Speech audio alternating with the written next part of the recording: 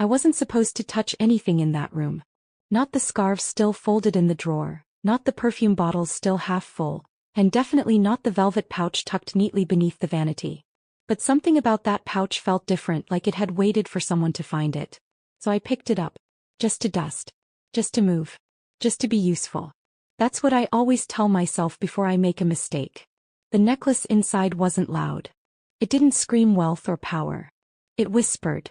Gold, simple, with a pendant so light it barely pressed against my palm. I thought it was costume jewelry left over from a life I would never understand. I never meant to wear it. But in that house nothing happened by accident. And the moment I turned around and saw him standing at the door, his face pale, his eyes locked on my neck, I knew something had changed. Not just between us, but around us. Like the house itself had been waiting for someone to wake its ghosts. Welcome to Luxurious Echoes. Make sure you like and subscribe. Let's get into the story. The first thing I noticed about the house wasn't how big it was how quiet. Ikoyi homes like this one don't scream wealth. They whisper it through marble floors that don't echo, chandeliers that don't tinkle, and doors that close without sound. I stepped out of the agency cab clutching my only suitcase, the wheels of it wobbling uselessly on the gravel driveway. The security man barely looked at me. He pointed toward the staff entrance like I was a parcel, not a person. That's how it started. No welcome. No handshake.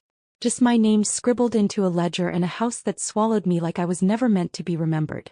Mama Uju, the head housekeeper, gave me the usual rundown with sharp eyes and tighter lips. No roaming upstairs unless cleaning, no eye contact with the Oga, no friends, no noise, no perfume. Don't let anyone notice you, she said, like she was handing me an invisibility cloak. It wasn't my first job, but it was the first time I truly felt like a ghost in uniform. I cleaned the rooms no one used. I folded towels no one touched. I cooked for a man I never saw eat. The rest of the staff kept to themselves. Older women with eyes that held secrets and younger ones too tired to speak. Every surface gleamed, but the house didn't feel alive. Felt like a place frozen mid-breath. The man who owned it, Mr. Damilola Adeyemi, Oga, to everyone was barely a presence. Sometimes I'd hear his voice down the hallway, low and firm on a call, or catch a glimpse of his tall figure heading out in a black SUV. He never looked at me. Not once. But there was something about his silence that unnerved me more than any shouting boss I'd had in the past. He moved like someone who'd learned to avoid his own reflection. And even though no one told me directly, I picked up whispers from the cook, the driver, even Mama Uju. There had been a woman. A wife. Sod. Beautiful, powerful, now gone. No one said how. But I could feel her absence in the way everyone tiptoed. As if they were still living in her shadow and maybe, just maybe, waiting for her to return. I first saw her in the corridor near the stairs. A large portrait in an ornate gold frame, hung just high enough to require you to look up. That alone told me everything. Saad Adeyemi wasn't just anyone. She was the kind of woman whose presence demanded acknowledgement. Her skin was the deep kind of dark that Lagos rarely celebrates until it's paired with wealth and elegance. Her eyes stared ahead like she owned the air, the walls, and every person who dared walk past. She wore a wine-colored geli and a dress that shimmered subtly, not loudly. Not cheap. In that picture she looked alive. Alive enough to make my heart skip when I turned the corner too quickly. No one ever dusted the portrait in my presence. No one ever adjusted the flowers in the vase below it. Yet somehow nothing ever gathered on it. Not dust. Not fingerprints. It was as though the house itself had agreed to keep her clean, untouched, perfect. I began to understand. This house wasn't grieving. It was preserving. One night, long after the rest of the house had gone to bed, I walked past the corridor and found him there, Ogadami. Alone, standing directly in front of the portrait. His hands were in his pockets, head tilted slightly as if waiting for Saad to speak.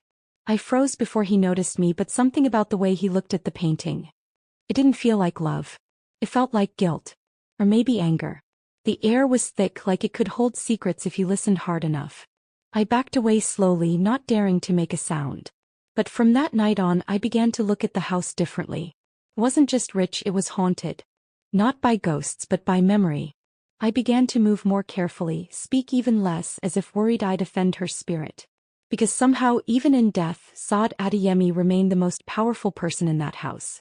And as I passed her photo each morning, I started whispering, good morning under my breath just in case. There was a rhythm to the house. Breakfast at 7. Cleaning by 8. No one entered the main bedroom unless summoned. And the vanity room, Madam's room, as they called it, was off limits unless specifically told to clean. Mama Uju made that very clear. She said it with her arms crossed and voice lowered. Her spirit still walks there. Oh, don't joke with that room.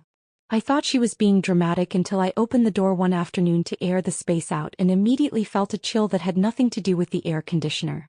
Everything inside remained the same as if she might return any moment. Scarves folded neatly in drawers, makeup brushes arranged like soldiers, and perfume bottles half full on a mirrored tray.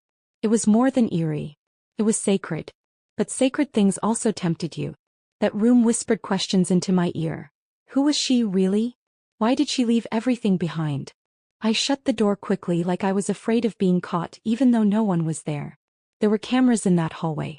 I noticed them the day the electrician came to adjust the wiring and forgot to mute the beeping sensor. I followed the angle of the lens and realized it had a perfect view of the vanity room door. Suddenly everything clicked. This house didn't just preserve sod, it watched who touched her memory. I asked one of the younger girls, Ifioma, why there were so many cameras in a private home. She shrugged and whispered, Oga day paranoid. Since Madam Dai, security double. He even sacked one driver for asking too many questions. That was enough for me to stop asking. But inside, curiosity festered like a wound. I had come to Lagos to stay out of sight, to earn enough money to send back to my mother without attracting attention. But this house, this strange, grieving house was pulling me in. And somewhere in the middle of all the silence I began to wonder. If I disappeared tomorrow, would anyone here even remember my name? It happened on a Tuesday. The other staff were busy preparing for one of Dammy's meetings, fruit platters, fresh towels, chilled drinks, while I was assigned to tidy the guest rooms. But something pulled me back to the vanity room. I told myself it was just to dust, just to open the windows and let light in. But as I moved around with my rag and polish, I noticed something odd about the vanity drawer. The left one was heavier than the others, slightly crooked. I pulled it gently, it wouldn't budge. Locked.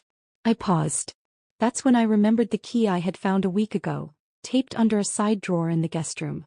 I had slipped it into my pocket and forgotten about it. On impulse I pulled it out and tried it. The lock clicked. The drawer opened. Inside was a small velvet pouch, nothing more.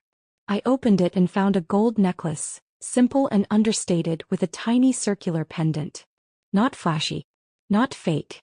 Something worn often, not just for events. Something loved.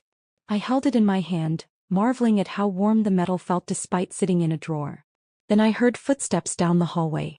In a panic, I slipped it around my neck for safekeeping, intending to remove it once I was done cleaning. The clasp clicked shut.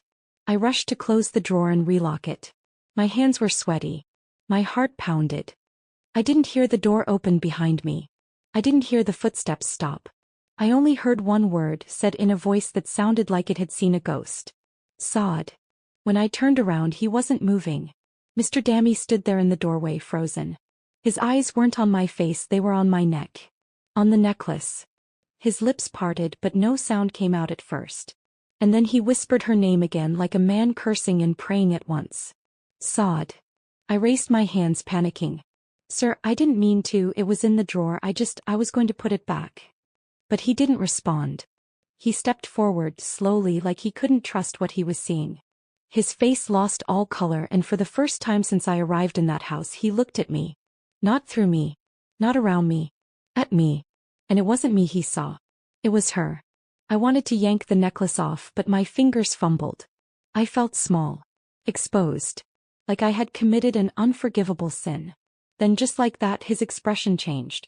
The shock hardened into something else. Accusation? Betrayal? I couldn't tell. Who told you to wear it? He asked, voice low and tight. I shook my head furiously. No one. I swear. I thought it was costume jewelry, please, I wasn't trying to. He didn't wait for me to finish. He turned and walked out. Not fast. Not furious. But like a man who had just been cut open and didn't want anyone to see him bleed. I stood there shaking, unable to breathe. The necklace felt heavy now, as if it carried weight beyond gold. I finally unclasped it, placed it back in the pouch, locked the drawer and fled the room. But deep down I knew something had shifted. That moment him seeing me in her necklace had cracked something open. And I wasn't sure I'd be able to close it again. The drawer gave way easily once I turned the key. I didn't expect it to. After all the talk about sacred spaces, I thought there'd be some resistance, some reason to stop. But it clicked open like it had been waiting. Inside was just one thing, a small velvet pouch. I picked it up, light as air, and loosened the drawstrings. The gold necklace shimmered in the soft light, a delicate chain with a circular pendant, barely the size of a coin. It didn't look expensive, not like the chunky pieces Legos socialites wore to weddings and parties. No, this one was personal, intimate. The kind of necklace someone wears every day, not to impress but to feel close to something or someone. I held it for a moment, admiring its quiet beauty, and told myself I'd just place it on the vanity while I cleaned. But as I moved around, wiping and dusting, it kept getting in the way. Without thinking, I clasped it around my neck. Just for now, I told myself. Just to keep it safe. I had no idea I had just lit the match that would set everything in this house on fire. I was wiping the mirror when I heard footsteps, quiet, deliberate. I turned, expecting Mama Uju or Ifeoma. But it wasn't them. It was him. Dami stood in the doorway like a man walking into a dream that had turned nightmare. He didn't speak at first. His eyes locked onto the necklace, then slowly rose to meet mine. And in that split second, something in his face broke. All the coldness, all the distance, it cracked, revealing something raw beneath. "Sod," he whispered. Not as a question. As a recognition. The room went still. I froze, my heart slamming against my chest. "Sir, I didn't know, it was just in the drawer, I wasn't," I tried to explain, but my voice tripped over panic. He stepped closer, his expression unreadable. And then, as if realizing he'd come too close, he backed away.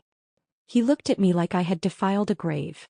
I reached for the clasp, trying to remove it, but my fingers were trembling. He didn't wait. He turned and walked away without a word. I stood there, stunned, the necklace still heavy on my skin, like judgment. Like grief I didn't earn but had somehow worn anyway. I didn't sleep that night. I couldn't. Every time I closed my eyes, I saw his face, his expression when he looked at the necklace, then at me. I replayed every second, every word, trying to rewrite it in my head. Maybe if I hadn't put it on. Maybe if I'd just left it in the drawer. Maybe if I had explained better. But the truth was, there was no version of that moment that could have ended well. I had trespassed into his grief. I had worn something sacred. The next morning the house felt different. The silence wasn't just heavy, it was watching me. No one said anything, but they looked. Ifeoma avoided my eyes. Mama Uju's lips were tighter than usual. Dami didn't show up for breakfast. When I passed the corridor with Sada's portrait, I couldn't even look up. I felt like she was staring down at me, not with anger but with disappointment. I kept touching my neck as if the necklace were still there. As if it had marked me somehow. Like a curse. Later that afternoon I found myself summoned, not by name but by silence. Mama Uju appeared at the door of the staff quarters and simply said, "He wants to see you." My legs turned to water. I followed her up the stairs, my heart pounding. Dami was in the study, standing by the window with his hands behind his back. He didn't turn when I entered.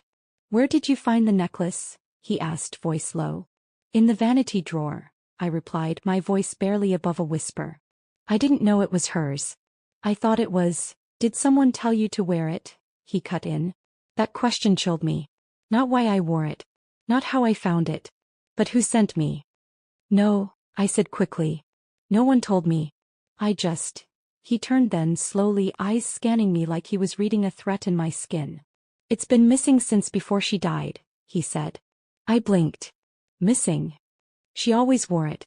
But the day they found her body, it was gone. He paused. "And now?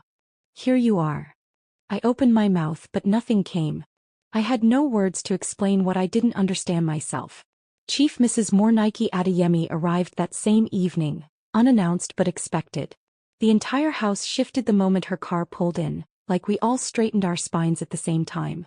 Even Mama Uju changed her wrapper and adjusted her scarf before greeting her. I stayed in the background, but I could feel her eyes on me the moment she walked in. Tall, regal, and always in control, Madame Mornike was the kind of woman who didn't raise her voice, because her presence was loud enough. She didn't speak to me until dinner was over and the house had gone quiet. I was clearing dishes when she appeared beside me like a shadow. "You're the new girl," she said. I nodded. Yes, Ma. What's your name? Amara. Her gaze didn't soften. Let me give you some advice, Amara. In this house we do not wear what doesn't belong to us. Especially not what belonged to the dead. She didn't raise her voice. He didn't have to. Her words were knives and she left them lodged in my chest as she walked away. After she left, I sat behind the kitchen trying to breathe. It wasn't just the warning, it was the way she had looked at me. Like I wasn't just a maid who made a mistake, but a problem she intended to eliminate. I wanted to pack my things that night and leave, but where would I go? Back to Ajagunal where landlords shout at your door every morning? Back to my mother who needed her medication more than explanations. I was stuck. Trapped between shame and survival. Dammy didn't speak to me again that night, but I saw his car lights flash outside the window just before midnight. He was leaving. Running from something or toward it. Either way, I stayed up sitting on my small mattress in the staff quarters, turning the day over in my head. The necklace had been missing? Since before she died. What did that mean? What exactly had happened to Saad? No one had said. No one dared. But something told me that necklace didn't just reopen old wounds, it pointed towards secrets someone didn't want found. And now, somehow I was tangled inside them. The next morning I decided to apologize properly. I dressed in my neatest uniform, tied my scarf carefully, and waited until I saw him come down for coffee. He didn't look at me. He poured his own cup and walked toward his office. I followed him, heart thumping. Sir, I said quietly. Please. I want to apologize. He paused but didn't turn. I didn't mean to disrespect Madam's memory. I didn't know. I shouldn't have touched it. I wasn't trying to. It's not about trying, he said, cutting me off. You did. He turned then. Some things can't be undone with apologies. I swallowed hard. I'll leave if you want. His eyes flickered. That would be easy, wouldn't it? Then he stepped closer. But easy isn't the same as innocent. My mouth went dry. What do you mean? Nothing, he said, but his voice said everything. He didn't believe me. He thought I was planted. A setup. And worse, I didn't have the words to defend myself. That night as I walked past the back staircase I heard him on the phone. His voice was low but tense. No, I'm telling you, she wore it. It was around her neck like she knew. The file is still missing and now this. What driver? I told you no one else should have had access. If this is sabotage, I stepped back before he heard me. My head was spinning. The file is still missing? What driver? This wasn't just grief anymore. This was suspicion. Secrets. Layers I couldn't begin to understand. I felt sick. All I'd done was open a drawer. Wear a necklace. But now it felt like I had picked a lock I had no business touching. And behind it was a door full of ghosts, all demanding answers. I didn't know what Sada's death had cost him, but I was beginning to realize it hadn't ended with her burial. And now I was part of whatever storm had been waiting to return. 2 days passed. He didn't speak to me but he watched. Quietly. Sharply. I'd enter a room and find his eyes already there, like he was studying something beneath my skin. Every step I took I felt like I was being measured. And then one evening as I was folding towels outside his door he opened it without warning. Come in, he said. I obeyed, heart hammering. He sat down, leaned forward and asked, Did anyone tell you to wear it? His tone was calm but it wasn't a question. It was a test. I looked at him, blinking. No one told me, I said firmly. I didn't even know what it was until you. I trailed off. He didn't blink. You're sure? Yes. A long pause. Then he stood and walked to the bookshelf, pulled out a photo album and handed it to me. That necklace, she wore it every day for years. Until the week she died. Then it disappeared. He flipped to a page where Saad smiled in a sundress, the gold pendant resting over her collarbone. My throat tightened. Why would it disappear? I asked softly. He stared at the page. That's what I intend to find out. I left the study with more questions than answers. Why would a woman who wore something every day suddenly stop wearing it the week she died? Why had it ended up in that drawer? And why did Dammy look at me like I held the final piece of a puzzle no one else could solve? I didn't know what scared me more, his suspicion or his need to believe I had something to do with it. Either way, I was now more than just a maid. I was a variable in someone's unfinished story. That night I stood in front of the mirror in the staff quarters, staring at my reflection. Not because I liked what I saw but because I wasn't sure who I saw anymore. A girl trying to stay invisible had become the center of something heavy, dangerous and real. And deep down, beneath the fear, another truth was settling in. I wasn't the only one in this house with a secret. The strangest part wasn't the silence, it was the way the silence started watching me. 4 days after that conversation I felt his presence more than I saw him. Dammy no longer avoided me but he didn't speak either. Instead I'd walk into the corridor and feel his gaze from across the room. When I entered the kitchen I'd hear his footsteps pause by the door. I began to catch him watching the security feed on his phone, flicking through motion-activated clips. I knew what he was doing. He was studying me, tracking my movements, my habits, how often I entered rooms, who I talked to. I should have been terrified but strangely I wasn't. There was something different in his eyes now. Less suspicion. More calculation. Like he was trying to fit me into a puzzle he wasn't sure he wanted to solve. When a guard made a snide comment one night about girls who sneak into madam's things, Dammy shut it down with one look. That moment rattled everyone. For the first time he wasn't just protecting his house, he was protecting me. Still I didn't mistake it for trust. I knew I was being assessed, weighed, possibly even baited. One night I found a stack of old files scattered across the living room table. Sada's travel logs, clinic appointments, even copies of her prescriptions. I wasn't meant to see them but they were left out too neatly like a test. So I cleaned around them, eyes down, pretending not to notice, heart pounding. That same week, the CCTV in the hallway near the vanity room began blinking. The red light was off. Dammy was testing variables. What would I do if I thought no one was watching? But I didn't bite. I stayed invisible. I scrubbed what I was told, ate alone, avoided mirrors. Yet in the strangest way I began to feel seen. Not as a suspect. Not as a servant. But as something harder to define. One night I passed him on the stairs and he said my name softly, Amara. Just that. Nothing else. But it echoed louder than any shout I'd ever heard.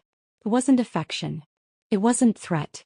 It was the first time he said it like he didn't want me to disappear. When I left for my weekly day off I didn't expect to be followed. Lagos moved around me in its usual chaos. Yellow buses honking, traders shouting over each other, children dodging okadas. I boarded a kiki from Oberlin to Ajagunal, clutching a brown envelope of money I had saved from months of not touching my salary.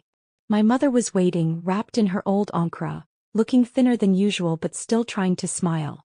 I gave her the envelope and sat beside her on our worn-out mat. I didn't know Dammy's black SUV was parked down the street, windows tinted, engine idling like a shadow that had followed me across the bridge. He saw it all. The peeling compound gate. The neighbor who shouted about water bills. The little boy with one slipper who ran up to me shouting, "Auntie Amara," like I was his lifeline. Later when I returned to the mansion he didn't say anything. But the way he looked at me quietly without judgment told me he knew. And for the first time since this mess began, I wasn't ashamed of where I came from. That same night he knocked on the door of the staff quarters. I opened it stunned. He had never come there before.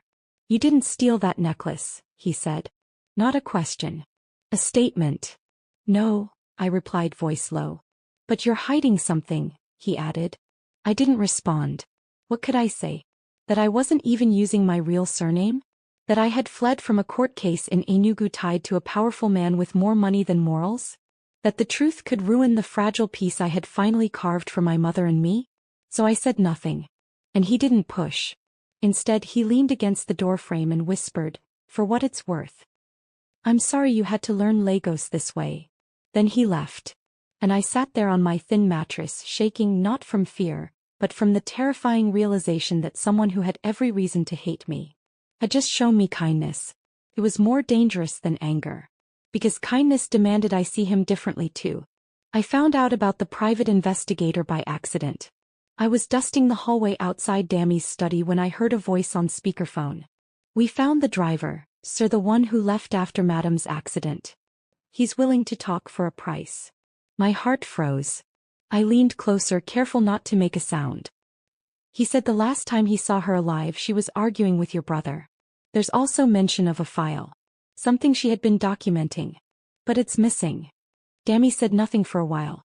Then, "Find out who had access to her room the week before she died." The call ended. I stepped away quickly before the door opened. but the word stayed in my head. File. Brother. And a driver who vanished? Suddenly, the necklace didn't feel like an accident anymore. It felt like a thread in a web that stretched wider than I imagined. And I, Amara Nwosu, daughter of a sick woman, girl running from her own secrets, was standing in the middle of it. Later that day, Dami approached me in the kitchen while I was slicing plantains. "How long have you worked in Lagos?" he asked casually. I tensed. "Almost 2 years." He nodded as if confirming something to himself. "Before this job?" "Just cleaning. Here and there. Nothing serious." Pause. "And before that?" My grip tightened on the knife. "Enugu," I said. "My mother fell sick. I needed work." He didn't push. He simply said, "People vanish in Lagos all the time. But they also reappear when you least expect." Then he left. I stood there, blade trembling in my hand, knowing that whatever game he was playing, I was in it now, willingly or not. And the scariest part was, I wasn't sure if he was trying to expose me or protect me. Maybe both. Maybe neither. But deep down I knew the truth. Sada's death wasn't just a loss. It was a warning. And someone didn't want that warning heard. But I had already started listening. They arrived in heels and perfume, Sada's friends. 3 of them. All sharp cheekbones, long weaves, designer bags, and eyes that scanned like lasers. I had barely opened the door before one of them said, "You must be the maid." Her tone made the word sound like an insult. They moved through the house like they still owned it, touching things they hadn't bought, laughing at jokes that weren't funny. I stood in the background, invisible again. But they kept glancing at me, whispering. I caught one of them staring hard at the hallway camera screen mounted discreetly near the kitchen. "Is this where the footage comes through?" she asked.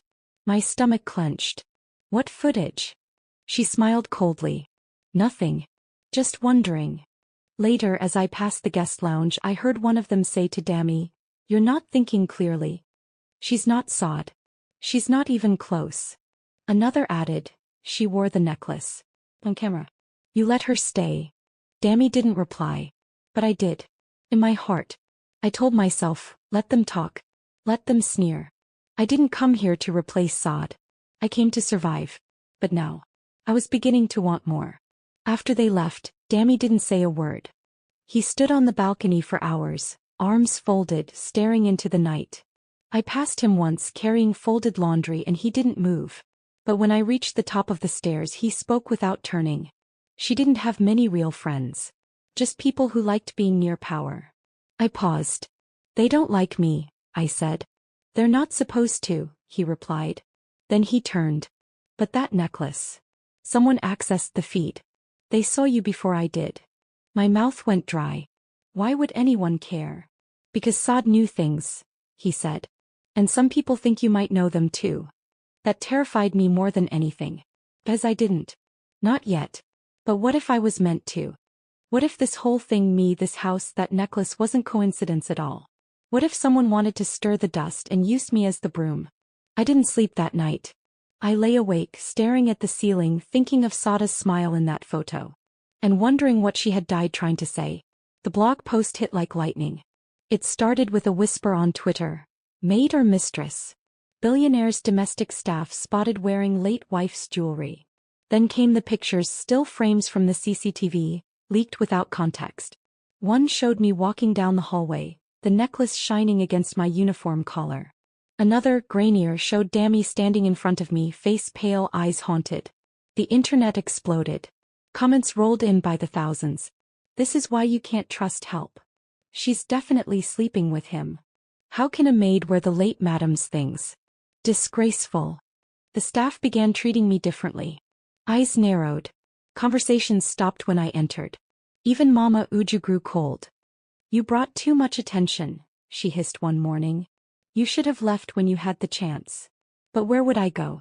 And why did part of me feel like running now would mean I was guilty of something I didn't do? Dami didn't speak to the press. But neither did he deny it. That silence became its own narrative. The board of his company called an emergency meeting. His mother arrived the next day looking like Lagos royalty and demanding answers. The mansion became a war zone of whispers and slammed doors. But the worst part wasn't the chaos, it was the comments. One night, I opened my old phone and saw someone had found my Facebook page. They posted my mother's photo. Called her a witch. Said she trained her daughter to seduce the rich. I stared at the screen for hours, the words blurring, burning. I wanted to disappear. I wanted to fight back. But mostly I wanted to understand why this necklace, the one I had worn by accident, was suddenly enough to destroy reputations, loyalty, and even memory. Lagos didn't need facts. It just needed drama. And I had become the lead actress in a film I never auditioned for. It started at the gate. Reporters, camera crews, and a few so-called concerned family friends who stood just outside the mansion walls, waiting for a scandal to erupt. The security team tried to drive them away, but every time someone opened the gate, a phone camera would flash. Inside, the staff walked on eggshells. No one spoke to me unless absolutely necessary. Even Ifioma, who used to share jokes with me while mopping the stairs, now looked at me like I'd grown horns. Dammy had been absent all day, board meetings, damage control calls, press threats. I assumed he'd do what most rich men do. Distance himself from the chaos. Deny me. Sacrifice me to save himself. So when I heard his voice on Channel's TV's evening bulletin, calm, clear, and unapologetic, I froze. That footage was taken without context. The necklace was not stolen. The staff involved is not under suspicion. My heart slammed against my ribs. And no, he added, she is not a replacement for my wife. She is a person with her own dignity. This family will not tolerate slander. I sat in the staff quarters, eyes wide, breath caught. For the first time, someone defended me. Later that night, when the house was asleep and the headlines had shifted slightly, he knocked on my door. But this time he didn't wait for me to speak. That necklace, he began, sitting on the edge of my narrow bed, was missing for nearly 5 months before Saad died. He held something in his hand, a photo of Saad wearing the necklace at a family event. We searched the house. The staff. Even accused the driver. Nothing. Then she died. And now 2 years later it shows up around your neck. I looked at him, unsure what he wanted from me, answers I didn't have. I didn't steal it, I whispered. I know, he said, softer this time. But someone wanted me to see it on you. Someone wanted me to react the way I did. He ran a hand over his face, tired. I just can't figure out if it was meant to break me. Or wake me up. I said nothing. We sat there in silence, the photo between us, and I realized we weren't just two people caught in grief anymore. We were both inside a riddle that was finally beginning to unravel. The next morning, Dammy called me into the master bedroom. I hesitated at the door. It was the one space I'd always been told not to enter. He didn't seem to notice. He was kneeling by the large wooden safe built into the closet wall. Its door hung open, revealing carefully stacked documents, a USB drive, and a bundle of handwritten notes. He passed one to me. I found it in the safe last night. It wasn't there before. I check this safe weekly. I unfolded the note with trembling hands. It was Sada's handwriting. I didn't know it intimately, but the way she looped her "us" and underlined certain words carried a kind of urgency that chilled me. If anything happens to me, tell Dammy to check the necklace pouch. I've hidden a copy of the file they want. I'm scared. I think they know I've figured it out. I don't trust his brother. I stared at the words, unable to speak. Dammy took the letter back, his jaw tight. The pouch you found. Did you check it fully? I shook my head. No. I never even opened the pendant. His eyes flashed. Then we need to. We went together to the vanity room. For the first time he didn't hesitate to enter. I opened the drawer, hands shaking, and pulled out the velvet pouch.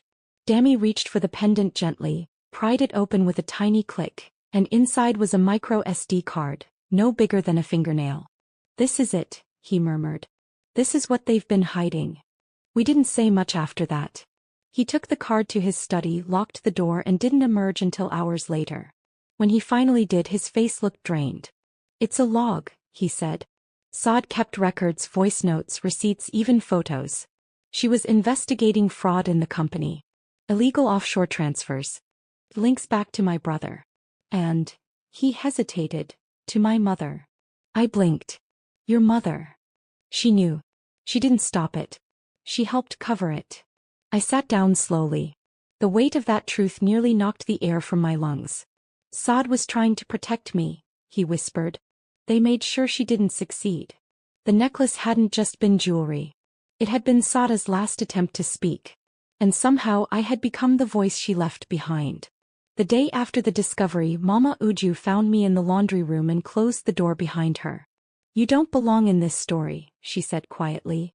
"Leave while you still can." I froze. Her face was different, less stern, more afraid.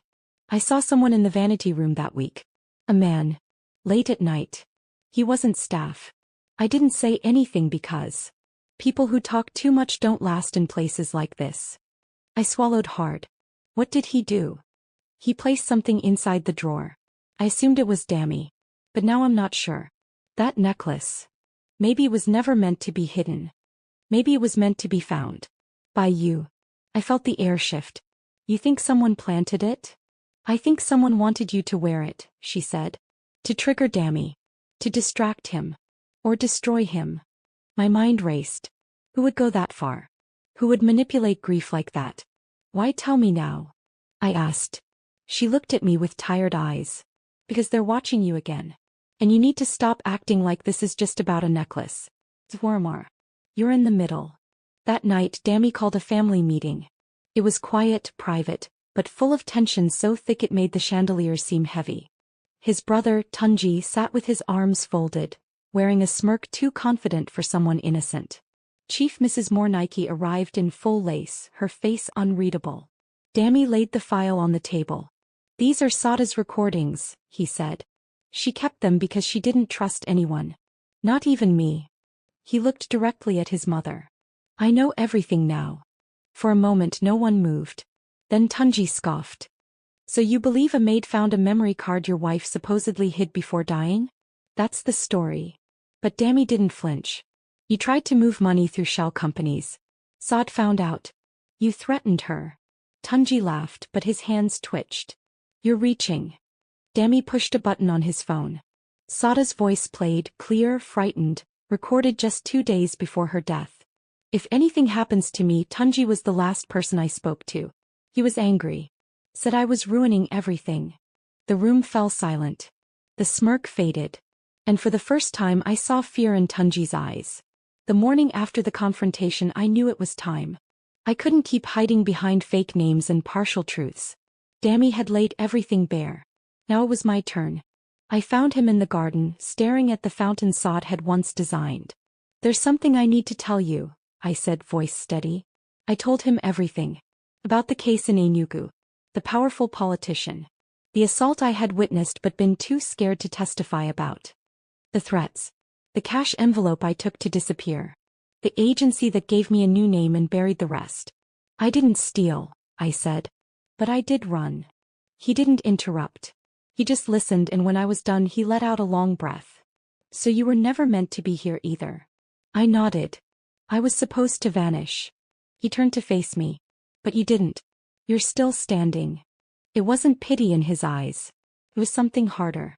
Respect. And for the first time in years I didn't feel dirty telling my truth. I felt clean. Things moved fast after that. Dammy's legal team began preparing to take Tunji to court. His mother left the house in silence. No press conference. No denial. Just a car waiting in the rain and the soft slam of the door. I wasn't fired. I wasn't escorted out. Instead, Dammy moved me to a guest room. "Not because I owe you," he said, "but because you earned it." I spent nights pacing, wondering if the city would chew us up again. But Lagos for once was quiet. One evening, Dammy came to my door not with flowers or declarations, but with a folded newspaper. The headline read, "Adeyemi brother faces fraud allegations. Source of leak unknown." He smiled faintly. "You gave her a voice, Amara." I looked at him. No. She gave herself a voice. I just listened. He nodded. "That's more than most people ever do." And in that moment, standing in the soft hallway light, I realized we weren't healing for each other, we were healing with each other. That made all the difference. The house didn't change overnight. The portrait of Saad still hung in the hallway, but now the fresh flowers beneath it weren't stiff out of obligation. They were soft, real. Chosen by someone who remembered, not someone who worshipped. I passed the vanity room once and found the door open, sunlight pouring through. The drawer was empty now. The necklace gone. Dammy had placed it in a frame beside Sada's final note in a glass box in his study, Not as a shrine but as closure. She didn't die for nothing, he told me once. But she didn't live to be frozen either. We started talking more, long walks in the garden, small dinners where we shared silence without fear. I no longer called him sir, he no longer called me staff. We were two people who had seen too much, lost too much, and still chose to stay. Not because it was easy but because it mattered. I had the option to leave. The agency called once to check on me. I told them I wasn't going back. I wasn't going to be a shadow anymore. Not for anyone. One morning I packed a small bag and walked to Dammy's office. I'm not here to beg, I said. But if you ever need someone real in your corner, I'm not going anywhere. He looked up, smiled, not the cold smile of a man guarding grief, but the tired smile of someone finally letting go. I don't need a replacement, he said. I need someone who reminds me I'm still alive. I nodded. Then let's start there. We didn't kiss. We didn't make promises. But when I walked back into the mansion that night, I didn't feel like a maid in borrowed space. I felt like a woman who had survived truth, ghosts, and Lagos gossip and somehow still had a future to call mine. The necklace had brought everything to the surface. Now that it was gone, all that remained was the choice. And we chose to live.